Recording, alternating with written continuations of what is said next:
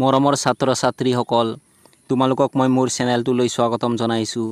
আজি মই ক্লাছ 8ৰ ইতিহাস আৰু ৰাজনীতি বিজ্ঞান পাঠ্যপুথিৰ পাঠ 4 নৈবধৰ্মীয় ভাৱধাৰাৰ উত্থান পাঠটোৰ অনুশীলনীৰ প্ৰশ্নসমূহৰ উত্তৰসমূহ আলোচনা কৰিম। গতিকে তোমালোকে ভিডিঅ'টো প্ৰথমৰ পৰা শেষলৈকে চাবা।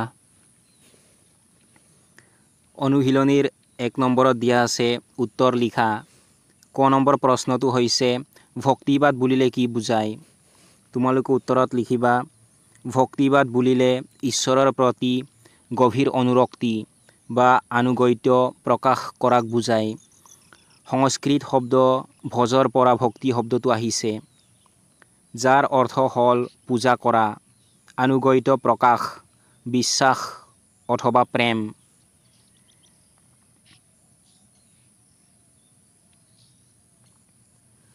খ নম্বৰ প্ৰশ্নটো হৈছে ভক্তিবাদ আন্দোলন গঢ়ি উঠাৰ দুটা কাৰণ কি কি? তোমালোকে উত্তৰত লিখিবা ভক্তিবাদ আন্দোলন গঢ়ি উঠাৰ দুটা কাৰণ হ'ল হিন্দু ধৰ্মৰ কঠোৰ নীতি নিয়ম আৰু জাতিভেদ প্ৰথা।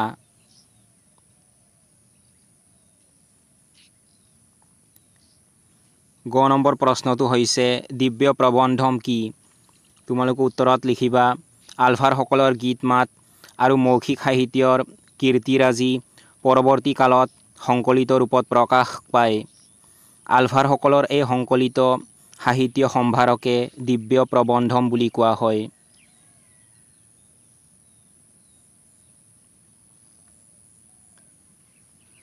ঘ নম্বৰ প্ৰশ্নটো হৈছে উত্তৰ ভাৰতত ভক্তি আন্দোলনৰ গুৰি ধৰোঁতা 4গৰাকী ব্যক্তিৰ নাম লিখা। তোমালোকে উত্তৰত লিখিবা উত্তৰ ভাৰতত ভক্তি আন্দোলনৰ গুৰি ধৰোঁতা 4গৰাকী ব্যক্তিৰ নাম হ'ল ৰামানন্দ, কবিৰ, সুৰদাস আৰু তুলসীদাস।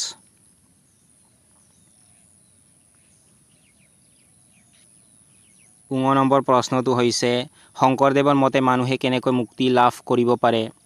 তোমালোকে উত্তৰত লিখিবা শংকৰদেৱৰ মতে মানুহে নাম কীৰ্তনৰ জৰিয়তে মুক্তি লাভ কৰিব পাৰে।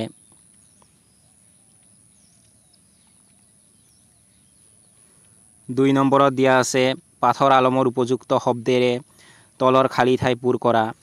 ক নম্বৰত দিয়া আছে শংকৰাচাৰ্য আছিল দেশ বিশ্বাসী। তোমালোকে খালী ঠাইত লিখিবা অদ্বৈতবাদত।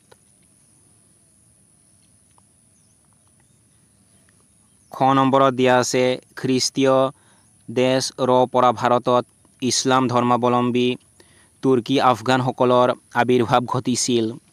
তোমালোকে খালী ঠাইত লিখিবা নৱম শতিকা।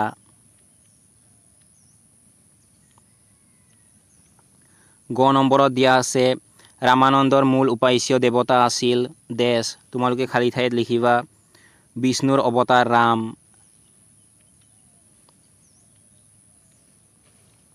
ঘ নম্বৰত দিয়া আছে তুলসীদাসক দেশ বুলি গণ্য কৰিছিল।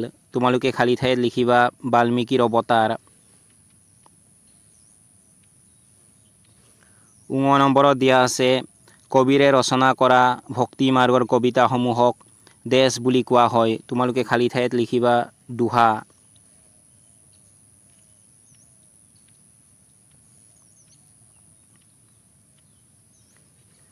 তিনি নম্বৰত দিয়া আছে চমুটোকা লিখা।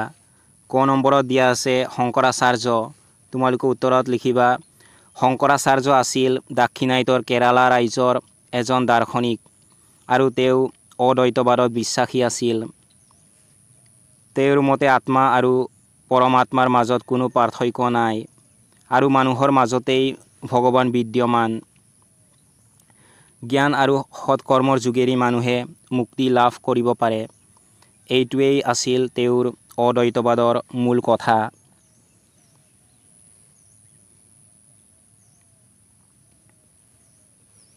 খ নম্বৰত দিয়া আছে জ্ঞানদেৱ। তোমালোকে উত্তৰত লিখিবা জ্ঞানদেৱ বা জ্ঞানেশ্বৰৰ নেতৃত্বত খ্ৰীষ্টীয় 13 শতিকাত মহাৰাষ্ট্ৰত ভক্তি আন্দোলনৰ এক ধাৰা গঢ় লৈ উঠিছিল। তেওঁ গীত মাতৰ দ্বাৰাই ভগৱানৰ ভক্তিৰ বাণী জনসাধাৰণৰ মাজত প্ৰচাৰ কৰিছিল। তেওঁ জাতিভেদ প্ৰথা, ধনী দুখীয়া আদি বৈষম্যবোৰ আঁতৰ কৰি সহজ সৰল আৰু বন্ধুত্বপূৰ্ণভাৱে জীৱন যাপনত গুৰুত্ব দিছিল। তেওঁৰ এই বাণী পৰৱৰ্তী কালত নামদেৱ, একনাথ, তুকাৰাম, ৰামদাস আদি ভক্তিবাদৰ উদ্যোক্তাসকলৰ নেতৃত্বত বিভিন্ন অঞ্চললৈ বিয়পি পৰিছিল।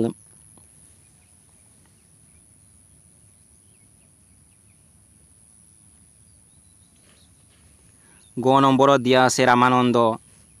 তোমালোকে উত্তৰত লিখিবা ৰামানন্দ আছিল উত্তৰ ভাৰতত নৈৱ ভক্তিবাদৰ গুৰিয়াল বা প্ৰচাৰক। তেখেতে বিষ্ণুৰ অৱতাৰ ৰামৰ গুণানুকীৰ্তন কৰি হিন্দী ভাষাত কবিতা ৰচনা কৰিছিল। তেওঁ জাতি ধৰ্ম নিৰ্বিশেষে শিষ্য হ'ব খোজা সকলোকে আদৰি লৈছিল। তেওঁৰ প্ৰিয় শিষ্যসকলৰ ভিতৰত কবিৰো আছিল।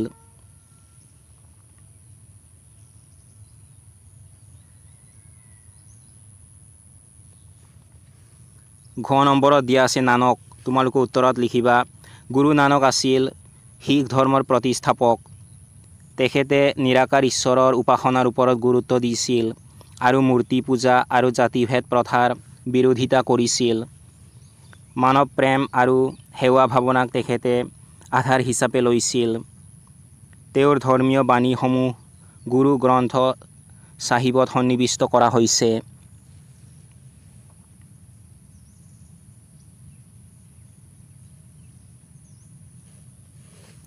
ঙ নম্বৰত দিয়া আছে মীৰাবাই। তোমালোকে উত্তৰত লিখিবা একে সময়তে গুজৰাট আৰু ৰাজস্থানতো ৰবি দাস, দাদু দয়াল আৰু মীৰাবাইৰ নেতৃত্বত নৈৱ ভক্তিবাদে প্ৰসাৰতা লাভ কৰিছিল। বিশেষকৈ মীৰাবাইৰ একনিষ্ঠ কৃষ্ণ প্ৰেমমূলক ভজনসমূহ নৈৱ ভক্তিবাদৰ উল্লেখযোগ্য সমল। মেৱাৰৰ ৰাণাৰ পত্নী হৈও তেওঁ কৃষ্ণ প্ৰেমত নিমজ্জিত হৈ বৈষয়িক সুখ আনন্দক ত্যাগ কৰিছিল।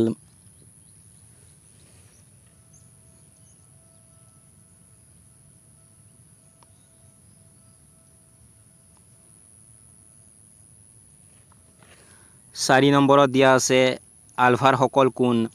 তেওঁলোকৰ মূল ধৰ্মমত কি আছিল? তোমালোকে উত্তৰত লিখিবা আলভাৰসকল আছিল বিষ্ণুপন্থী বৈষ্ণৱ ধৰ্মাৱলম্বী লোক। তেওঁলোকে গীত মাতৰ জৰিয়তে নিজৰ উপাস্য দেৱতাৰ প্ৰতি শ্ৰদ্ধা প্ৰকাশ কৰিছিল আৰু ভক্তিৰ মাধ্যমেৰে ভগৱানক উপলব্ধি কৰাৰ মনোভাৱ গঢ়ি তুলিবলৈ চেষ্টা কৰিছিল।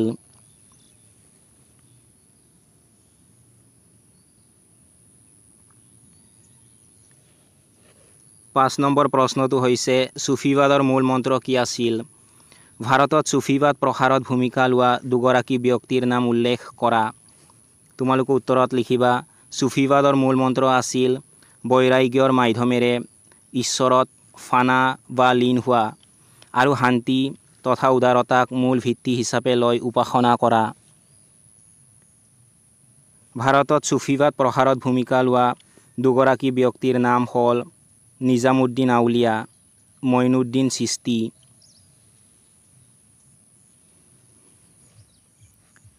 ৬ নম্বৰ প্ৰশ্নটো হৈছে কবিৰ কিয় হিন্দু আৰু ইছলাম ধৰ্মী সকলো লোকৰ মাজত জনপ্ৰিয় আছিল? তোমালোকে উত্তৰত লিখিবা কবিৰ হিন্দু আৰু ইছলাম ধৰ্মী সকলো লোকৰ মাজত জনপ্ৰিয় আছিল কাৰণ তেওঁ দুয়োটা ধৰ্মৰ প্ৰভাৱৰ পৰা মুক্ত হৈ নিৰপেক্ষভাৱে ভক্তিবাদৰ প্ৰচাৰ কৰিছিল। কবিৰে হিন্দু আৰু ইছলাম দুয়োটা ধৰ্মৰ কঠোৰ নীতিসমূহৰ ওপৰত প্ৰশ্ন কৰিছিল।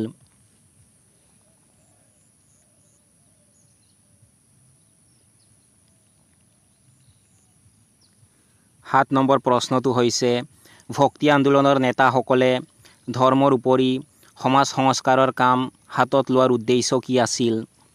তোমালোকে উত্তৰত লিখিবা ভক্তি আন্দোলনৰ নেতাসকলে ধৰ্ম প্ৰচাৰৰ লগতে সমাজ সংস্কাৰৰ কাম হাতত লোৱাৰ মূল উদ্দেশ্য আছিল সমাজত প্ৰচলিত জাতিভেদ প্ৰথা, উচ্চ নীচৰ ভেদাভেদ আৰু আড়ম্বৰপূৰ্ণ ধৰ্মীয় আচাৰ নীতি দূৰ কৰি এখন সমতাভিত্তিক সমাজ গঢ়ি তোলা।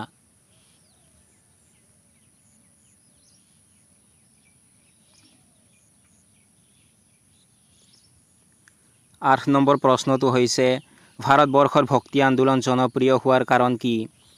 তোমালোকে উত্তৰত লিখিবা ভাৰতবৰ্ষত ভক্তি আন্দোলন জনপ্ৰিয় হোৱাৰ মূল কাৰণসমূহ আছিল হিন্দু ধৰ্মৰ কঠোৰ নীতি নিয়ম, জাতিভেদ প্ৰথা, উচ্চ নীচৰ ভেদাভেদ আৰু ইছলাম ধৰ্মৰ সহজ সৰল উপাসনা পদ্ধতিৰ প্ৰভাৱ।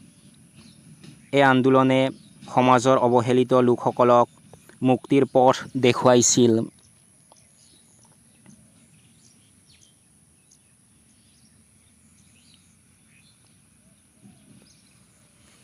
9 নম্বৰ প্ৰশ্নটো হৈছে শ্ৰীমন্ত শংকৰদেৱে অসমীয়া সমাজলৈ আগবঢ়োৱা অৰিহণাৰ বিষয়ে 50টামান শব্দৰ ভিতৰত একোটিকৈ টোকা প্ৰস্তুত কৰা। তোমালোকে উত্তৰত লিখিবা মহাপুৰুষ শ্ৰীমন্ত শংকৰদেৱে অসমীয়া সমাজলৈ আগবঢ়োৱা অৰিহণা অপৰিসীম।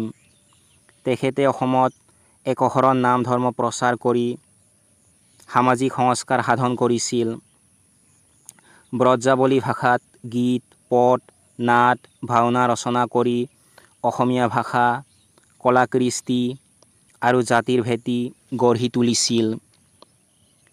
তেওঁৰ নেতৃত্বত অসমীয়া সমাজত নব্য ভক্তিবাদে প্ৰচাৰ লাভ কৰে আৰু সকলো শ্ৰেণীৰ মানুহৰ মাজত সামাজিক একতা আৰু সম্প্ৰীতি স্থাপন হৈছিল। সেয়েহে তেওঁক অসমীয়া ভাষা, কলা-কৃষ্টি আৰু জাতিৰ কাণ্ডাৰী বুলি অভিহিত কৰা হয়।